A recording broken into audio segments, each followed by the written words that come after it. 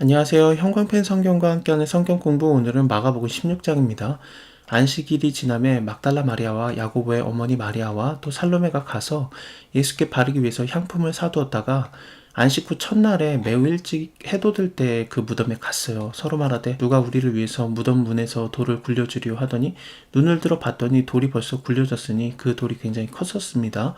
무덤에 들어가서 흰옷을 입은 한 청년이 우편에 앉은 것을 보고 놀라는데, 이 청년은 아무래도 흰옷을 입고 있고 청년의 모습이고, 그리고 여자들이 이 청년과 대화를 한 다음에 놀라고 떨면서 도망을 가거든요. 무서워하고요. 이런 것들을 따지고 보면은 천사라고 보는 게 맞을 것 같습니다. 다른 복음서를 봐도 천사라고 정확하게 단어를 쓰고 있는데, 마가복음에서는 흰옷을 입은 거, 그리고 청년의 모습이라고 이런 식으로 표현을 하고 있습니다. 사실 뭐 천사를 보든 아니면 하나님을 직접 보든 다들 두려워서 떨며 놀라고 무서워하고 그랬었거든요. 그래서 이런 것들을 한 번 더 생각을 해보면은, 이거는 하나님의 어떤 거룩한 그런 영을 본 게 아닌가. 그래서 천사일 가능성이 굉장히 많습니다. 청년이 이르되 놀라지 말아라. 너희가 십자가에 못 박히신 나사렛 예수를 찾는구나. 그가 살아나셨고 여기 계시지 아니하니라. 보라, 그를 두었던 곳이다. 가서 그의 제자들과 베드로에게 이르기를, 예수께서 너희보다 먼저 갈릴리로 가시나니 전에 너희에게 말씀하신 대로 너희가 거기서 배우리라 하라 하는지라. 예수님께서 미리 말하신 적이 있거든요. 내가 죽었다가 다시 부활할 것이다. 그리고 내가 먼저 갈릴리로 가 있을 것이다 라고 말씀을 하신 적이 있는데, 그거대로 이루어질 거니까 이거를 제자들에게 얘기해줘라 라고 이런 메시지를 전달하는 역할을 부탁을 했던 거죠. 근데 이 여자들은 너무 무서워가지고 심히 놀라고 떨며 나와서 무덤에서 도망하고 무서워해서 아무에게도 말을 하지 못하였습니다. 이 도망가다라는 말이 마가복음에서 한 번 더 나온 적이 있어요. 언제냐면은 14장 51절 52절에서 마가가 자기가 이제 그 도망가는 모습, 이렇게 혼입을 하나 이렇게 걸치고 있다가 예수님이 잡히니까 호디불까지도 버려두고 도망갔다라는 얘기가 나오거든요. 그래서 자기가 도망갔던 모습과 여자들이 도망갔던 모습, 마치 좀 불순종하는 듯한 그런 모습이 있는 겁니다. 대신에 전해주는 사람이 따로 있었어요. 9절에 보면은 예수께서 안식 후 첫날에 이른 아침에 살아나신 후에 전에 7귀신을 쫓아내 주었던 막달라 마리아에게 먼저 보이셨습니다. 이 여자들이 만난 자는 청년의 모습을 하고 있는 천사였고요.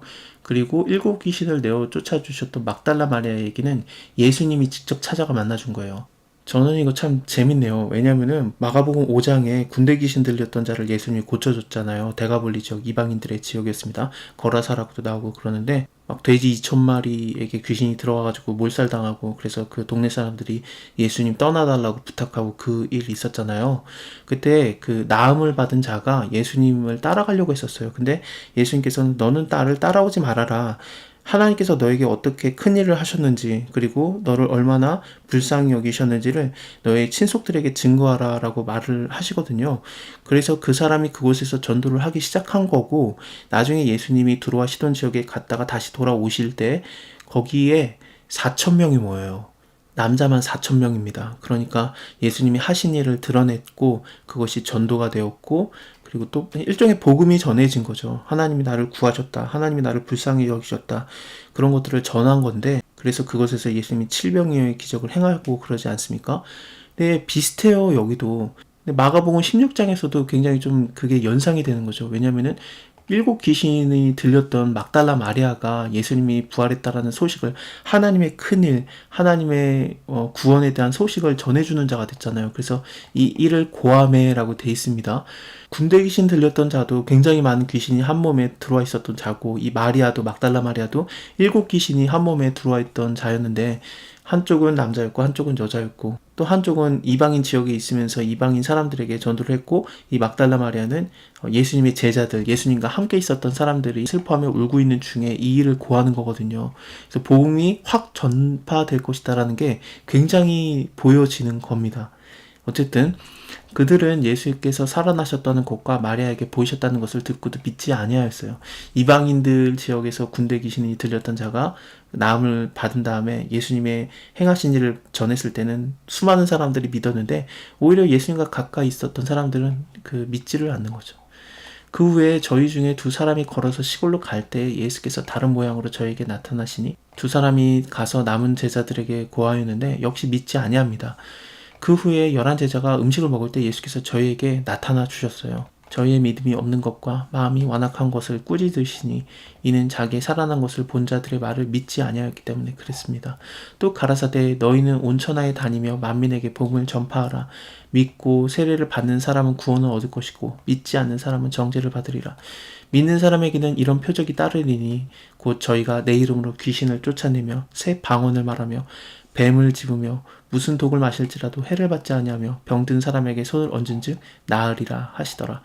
사도행전에서 이런 일들이 많이 일어나게 되죠. 예를 들면은 사도행전 28장에 그 사도 바울이 로마로 압송당하는 중에 배를 타고 가다가 그 배가 풍랑을 만나가지고 한번 침몰을 당하죠. 그래서 그 근처에 있는 섬인 멜리데 섬이라는데 거기에 그 있었어요. 근데 그곳에 올라와서 토인들이 이제 불쌍히 여겨가지고 걔네들을 불을 피워주고 영접을 하는데 바울이 그곳에서 나무를 걷어다가 불에 넣으려고 할 때 그 뜨거움을 인해서 독사가 나와가지고 바울의 손을 뭅니다. 그리고 물고 있는 상태로 대롱대롱 매달려 있는 걸 보거든요. 그래서 토인들이 그 뱀이 바울의 손에 매달려 있음을 보고서 서로 말하되 진실로 이 사람 살인한 자 맞다.